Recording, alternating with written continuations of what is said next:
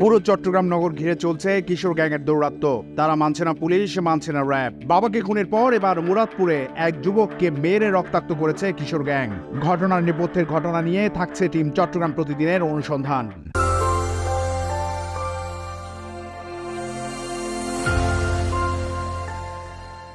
বন্দর নগরী চট্টগ্রাম নগর, এ যেন নগর নয় আরেক নগর। বলা যায় পুরোই কিশোর গ্যাংয়ের রাজত্ব ঘেরা বন্দর নগর। সড়ক নয়, সড়কের ভেতরের উপসড়ক। শুধুই গলি নয়, অলিগলি, এমনকি প্রতিটি মোড়ে মোড়েই ওত পেতে থাকছে কিশোর গ্যাং। অসহায় হয়ে পড়েছে সাধারণ মানুষ। কিশোর গ্যাং নিয়ন্ত্রণ করতে গিয়ে হিমশিম খাচ্ছে খোদ নগর পুলিশে। নিয়ন্ত্রণে মাঠে ঘুমহীন রাত কাটাচ্ছে র্যাপিড অ্যাকশন ব্যাটালিয়ন র্যাব। সিএমপির কোতোয়ালি, বাইজিৎ, চান্দগাঁও, চকবাজার, হালিশহর আর পাহাড়তলির পুলিশ রীতিমতো কিশোর গ্যাংয়ের বিরুদ্ধে আপোষহীন অভিযান চালাচ্ছে। তবে এইসব থানা পুলিশের কঠোর নজরদারির কারণে স্থিমিত হয়ে পড়েছে এই 7 জনের কিশোর অপরাধ। টিম চট্টগ্রাম প্রতিদিনের অনুসন্ধানে দেখা যায় চট্টগ্রাম নগরীতে কয়েক বছর ধরে বেপরোয়া হয়ে উঠেছে কিশোর গ্যাং। কথায় কথায় ছুরি মেরে খুন, গোলাগুলি, ছিনতাই, মারামারি, এমনকি ভয়ঙ্কর হত্যাকাণ্ডেও জড়িয়ে পড়েছে কিশোর গ্যাংয়ের বেপরোয়া অপরাধীরা। মূলত এদের নেতৃত্বে রয়েছে ছাত্রলীগ, যুবলীগ, স্বেচ্ছাসেবক লীগের নেতারাই। গ্যাং সদস্যরা তাদেরকে বড় ভাই হিসেবে চেনেন আর জানেন, অথচ ঘরে থাকা আপন বড় ভাইকে ভাই মানেন না গ্যাং সদস্যরা। পুলিশ কিংবা র্যাব আর আইন শৃঙ্খলা বাহিনী কাউকেই যেন তোয়াক্কা করছে না গ্যাংয়ের বেপরোয়া কিশোররা। এলাকার বড় ভাইদেরকেই তারা মানেন গ্যাং লিডার হিসেবে, বলা যায় গুরু। আর এইসব বড় ভাইরাই তাদের হাতে তুলে দিচ্ছে ছুরি, চাপাতি, চাইনিজ কুড়াল থেকে শুরু করে দেশি বিদেশি নানা ধরনের অস্ত্র। রাজনৈতিক প্রতিপক্ষকে ঘায়েল করতেই কারণে অকারণে ব্যবহার করছে কিশোর গ্যাংয়ের সদস্যদেরই। টিম চট্টগ্রাম প্রতিদিনের চোখ এবার চট্টগ্রাম শহরের মুরাদপুরে। হঠাৎ বেপরোয়া হয়ে উঠেছে এখানকার কিশোর গ্যাং।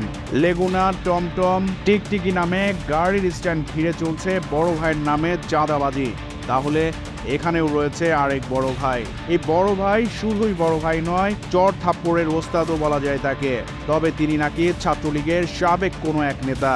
নাম মুখে নিতেও ভয় পায় অনেকেই। এ যেন ভাসুরেরই নাম। ফিরে যাচ্ছি এবার মুরাদপুরে ঘটে যাওয়া এক কিশোর সন্ত্রাসের ঘটনায়। ফাহিম, পুরো নাম হাসিবুল ইসলাম ফাহিম, বয়সে কিশোর নয়, তরুণ। হঠাৎ এই তরুণের ওপর প্রকাশ্যে হামলা চালায় কিশোর গ্যাং। তবে এবার দিনে নয়, 3 এপ্রিল সন্ধ্যায় নগরের মুরাদপুর পিলখানা এলাকায় মামা মোহাম্মদ আলীর দোকানে যায় ফাহিম। সারাদিন রোজা রেখে ইফতার সারেন মামার দোকানেই। এরপর মামা মোহাম্মদ আলীর দেয়া 50,000 টাকা মামির হাতে দিতে রওনা হয় ফাহিম। সন্ধ্যা 7টার দিকে ফাহিম মুরাদপুর পিলখানা এলাকার রাকিব হোটেলের সামনে আসলে তার উপর অতর্কিত হামলা চালায় স্থানীয় এক শক্তিশালী কিশোর গ্যাং। হামলার ফুটেজও এসেছে টিম চট্টগ্রাম প্রতিদিনের হাতে।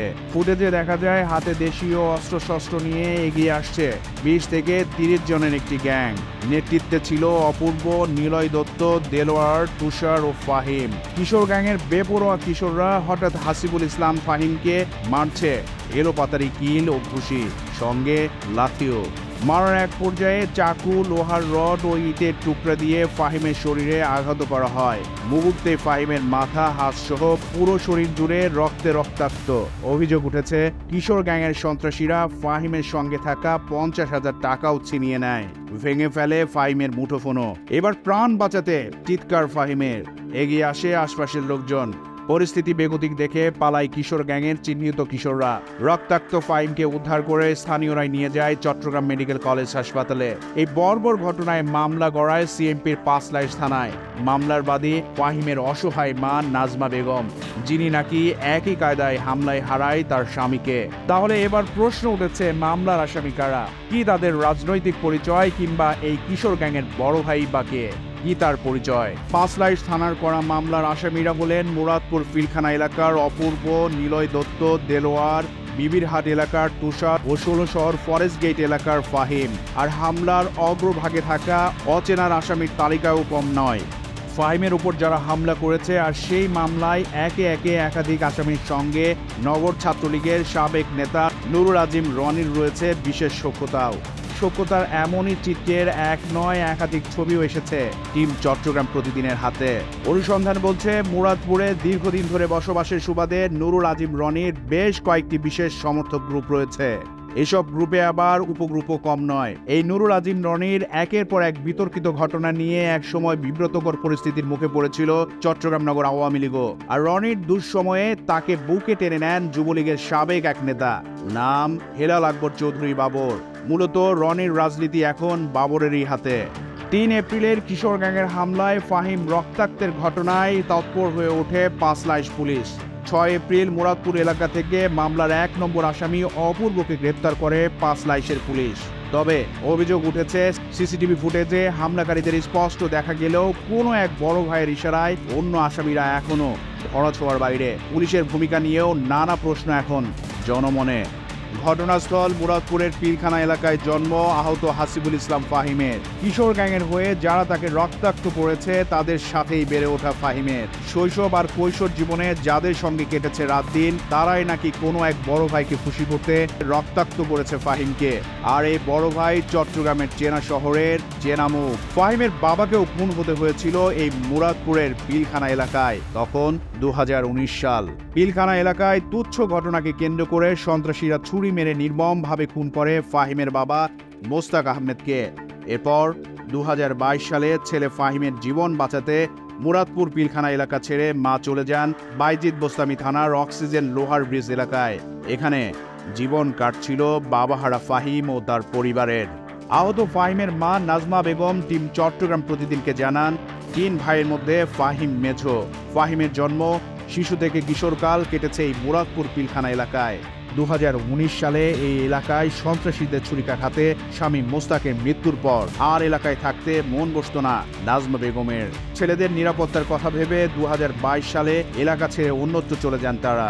এবার স্বামী হত্যার সেই পিলখানা এলাকাতেই মেজো ছেলে হাসিবুল ইসলাম ফাহিমের উপর কিশোর গ্যাং সন্ত্রাসী হামলা তাকে অনেক বেশি আতঙ্কিত করেছে বলে জানান ফাহিমের মা। তিনি জানান, ফাহিমকে খুন করতে মাথায় গ্যাংয়ের সন্ত্রাসীরা একের পর এক আঘাত করেছে। 6 ক্ষত স্থানে 14টি সেলাই এখন ফাহিমের মাথায়। তার শরীর এখন পুরোই ক্ষতবিক্ষত। হাসপাতাল থেকে বাসায় নিয়ে আসা হলেও এখনো কথা বলতে পারছে না ফাহিম। কথা বলতে চেষ্টাও তার কম না, কিন্তু মাথা ব্যথার অসহ্য যন্ত্রণায় কাতরাচ্ছে ফাহিম। পুলিশ মাত্র 1 আসামিকে গ্রেপ্তার করলেও মামলার অন্য আসামিদের না ধরায় ক্ষোভ জমেছে ফাহিমের মার হৃদয়েও। স্বামী হত্যার বিচার না পেতেই ছেলেকে হত্যার চেষ্টা, এমনটা মানতে বুক ফেটে যায়, বললেন ফাহিমের মা নাজমা বেগম। এ বিষয়ে পাঁচলাইশ থানার ভারপ্রাপ্ত কর্মকর্তা সন্তোষ কুমার চাকমার সাথে মুঠোফোনে যোগাযোগের চেষ্টা করা হলে তার কোনো সাড়া পাওয়া যায়নি। চট্টগ্রাম প্রতিদিন নিউজ ডেস্ক।